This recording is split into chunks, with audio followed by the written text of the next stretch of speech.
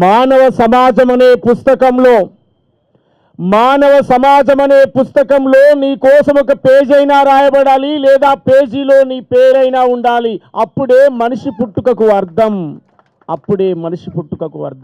అట్లాంటి నీ జీవితానికి ఒక సార్థకత వెతకడం అంటే చరిత్ర నుండి ఇంకో చరిత్రలోకి, తరం నుంచి ఇంకో తరంలోకి పోవడానికి ఆ చరిత్ర తెలుసుకునే ఆధారమే ఈ పుస్తకం.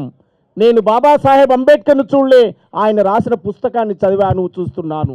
నేను గౌతమ బుద్ధుని చూడలే, ఆయన నేర్పిన జ్ఞానాన్ని చదువుతా ఉన్నాను. నేను మార్క్స్ను చూడలే, ఆయన రాసిన పుస్తకాలను చూస్తూ ఉన్నాను. అంటే నీకు ఆస్తులు, సంపదలు, డబ్బు, ధనము సర్వం ఏదైనా పోవచ్చు. ఇలా నిలబడి మాట్లాడుతున్న నేను కొద్ది కాలం తర్వాత వంగి నడుస్తాను. ఇలా నల్లగా మెరిసే నా జుట్టు తెల్లబడిపోతుంది, ఇలా నిగనిగలాడే నా చర్మం ముడతలు పడిపోతుంది. కానీ నేను రాసిన పాట మాత్రం ఎప్పటికీ యవ్వనంగా ఉంటుంది. దానికి ముసలితనం అనేది లేదు.